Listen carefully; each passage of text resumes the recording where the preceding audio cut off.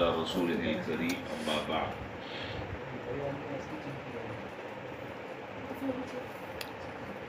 حضرت ابو موسیٰ رضی اللہ تعالیٰ عنہ جناب نبی کریم صلی اللہ علیہ وسلم سے روایت نقل فرماتے ہیں کہ آپ نے ارشاد فرمایا کہ مسلمان کے پورے بدن پر صدقہ اور صدقہ ادائے شکر کے لیے واجب ہے۔ مسلمان کے پورے بدن پر شکر کے واسطے ادائے صدقہ واجب ہے۔ حضرت ابو موسیٰ کہتے ہیں کہ میں نے عرض کیا کہ اللہ کے رسول یہ فرمائیں کہ اگر کچھ میسر نہ ہو صدقہ کرنے کے لیے تو آپ نے فرمایا کہ اپنے ہاتھوں سے محنت مزدوری کرے، اپنے ہاتھوں سے محنت مزدوری کرے، خود بھی اپنے آپ کو نفع پہنچائے اور اپنی ضروریات بھی پوری کرے، اور پھر جو بچ جائے اس کو صدقہ کر کر آخرت میں ذخیرہ آخرت کر لے۔ عرض کیا کہ آپ بتلائیے کہ اگر اس کی بھی قدرت کسی شخص میں نہ ہو تو آپ نے فرمایا کہ مصیبت زدہ اور حاجت مندوں کی مدد کرے۔ کیسے کیسے یہ سوالات انہوں نے کیے اور سوالات کر کر کر امت کو نفع پہنچا دیا۔ مصیبت زدہ کی مدد کرے، یہاں ایک بات یہ بھی بتلا دی کہ مصیبت زدہ کی مدد کرنے کے لیے مال ضروری نہیں ہے، بغیر مال کے بھی کسی مصیبت زدہ کی مدد ہو سکتی ہے۔ اس بیچارہ غمزدہ ہے، پریشان ہے، دو بول دیے، اس کا بوجھ اٹھا لیا، اس کی کسی اچھی چیز کی طرف رہنمائی کر دی، اس کو کوئی کلمہ خیر کہہ دیا، اچھی بات اس کے کان میں ڈال دی، یہ سب صدقہ ہے۔ کہتے ہیں کہ میں نے عرض کیا کہ اچھا اگر اس کی وہ مدد بھی نہ کر سکے تو آپ نے فرمایا کہ پھر بھلی بات کہے، اچھی اور خیر کی بات کہے۔ میں نے کہا کہ اچھا یہ بھی نہ کر سکے، یہ بھی نہ کر سکے تو آپ نے فرمایا کہ اپنے شر کو اس سے دور کر لے، یہ بھی صدقہ ہے۔ اب اس کے بعد تو کوئی گنجائش باقی رہتی نہیں، کوئی اور آپشن نہیں ہے، ختم۔ میں پہلے حدیث ذکر کر دوں پھر میں بات کروں گا۔ سب سے پہلے تو یہ جو ابھی ہم نے روایت پڑھی ہے بڑی عظیم روایت ہے، اور اس روایت میں ہمارے لیے کئی سارے سبق ہیں، اس پر تو بات بعد میں کروں گا۔ یہاں پہلی بات اس حدیث سے یہ معلوم ہو رہی ہے کہ ایک اچھے بھلے تندرست صحت مند توانا اور تگڑے آدمی کے لیے ہاتھ پاؤں توڑ کر بیٹھنا اور مفلوج ہو کر زندگی گزارنا شریعت کی نظر میں پسندیدہ نہیں ہے۔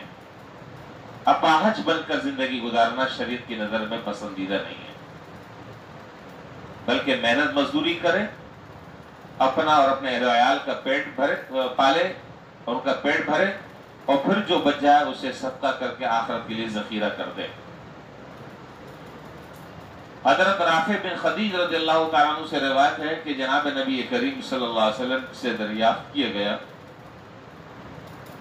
کہ اللہ کے رسول یہ بتائیے کہ کون سا کسب افضل ہے، کون سا ذریعہ معاش افضل ہے؟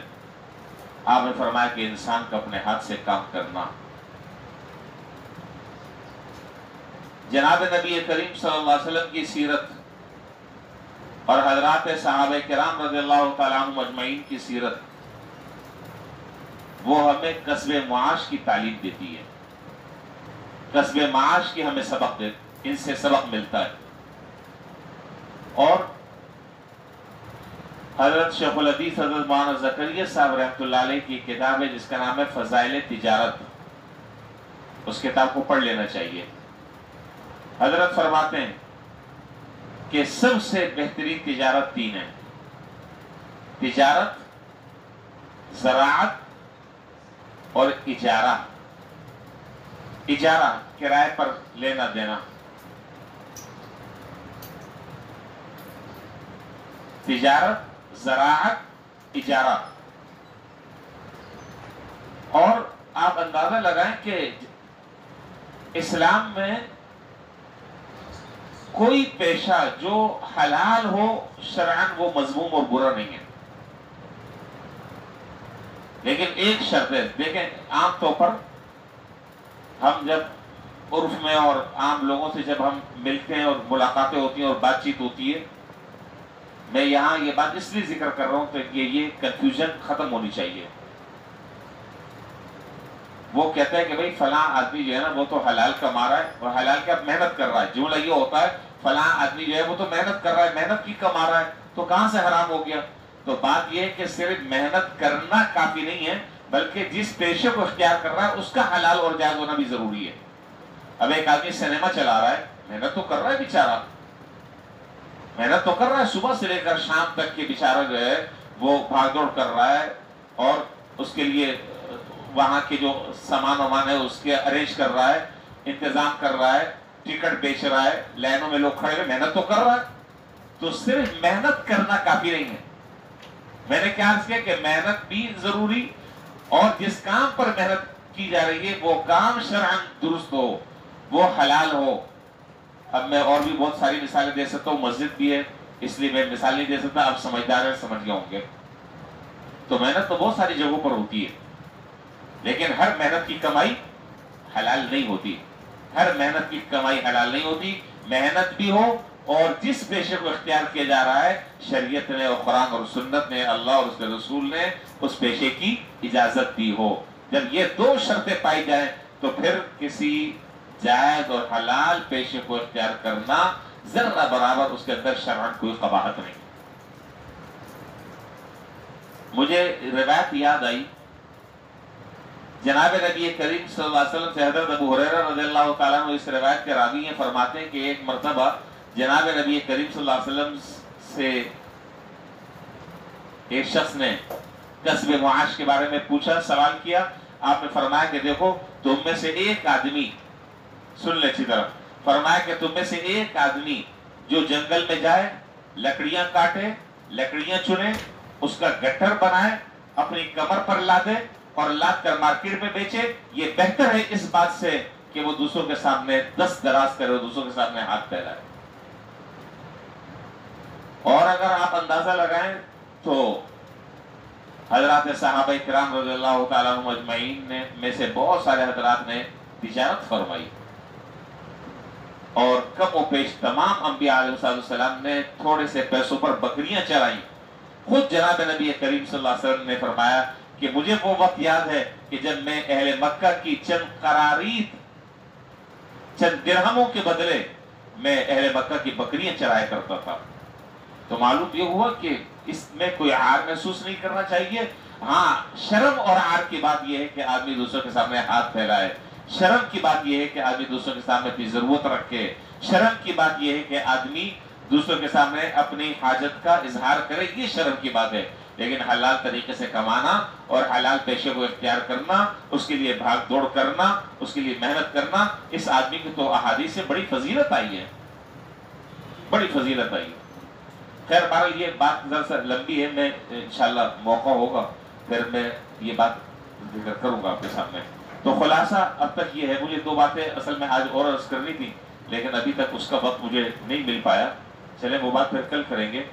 تو آج کی جو گفتگو ہے وہ یہ ہے کہ آدمی کا اپنے ہاتھ سے محنت مزدوری کرنا، کمانا اور اپنے ذات پر خرچ کرنا، اور اپنی ذات پر خرچ کرنے کے بعد جو بچ جائے اس کو اپنے لیے آخرت کے لیے ذخیرہ بنانا، اللہ کے راستے میں صدقہ کرنا، یہ بہتر ہے اس بات سے کہ آدمی مفلوج ہو کر بیٹھ جائے، اپاہج ہو کر بیٹھ جائے. اور خاص طور پر ایسے وقت کہ جس وقت تمام کے تمام گھر والوں کی کفالت کی ذمہ داری اس آدمی کے اوپر پڑتی ہے. اب آپ نے دیکھا ہوگا بہت سارے لوگوں کو اچھے خاصے ہٹے کٹے مسٹنڈے وہ پھر گھر میں بیٹھے ہوئے ہوتے ہیں، پڑے سو رہے ہوتے ہیں، اور ان کی جو بیویاں ہیں بیچاری وہ گھروں میں کام کر رہی ہوتی ہیں.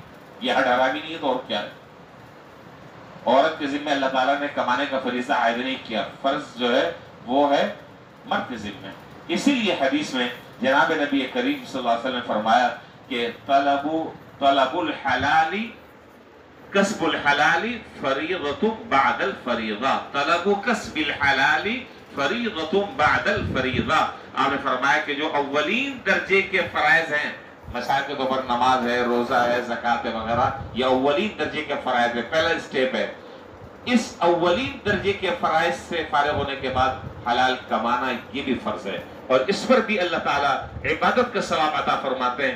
اس کو کوئی آدمی یہ نہ سمجھے کہ میں تو دنیا کما رہا ہوں، میں تو تجارت کر رہا ہوں، پتہ نہیں، اگر حلال طریقے سے کر رہا ہے اور شریعت کی بتائی ہوئی روشنی میں کر رہا ہے اور ان چیزوں سے بچ رہا ہے کہ جسے شریعت نے منع کیا ہے، جائز طریقے سے کر رہا ہے، شریعت کی ہدایت کے مطابق کر رہا ہے، تو یہ اس کا تجارت کرنا، یہ اس کا زراعت کرنا، یہ محنت اور مزدوری کرنا، یہ کام کاج کرنا، یہ بہترین عبادت ہے۔ اس پر اللہ تعالیٰ نماز اور روزے کا اللہ تعالیٰ ثواب عطا فرماتے ہیں۔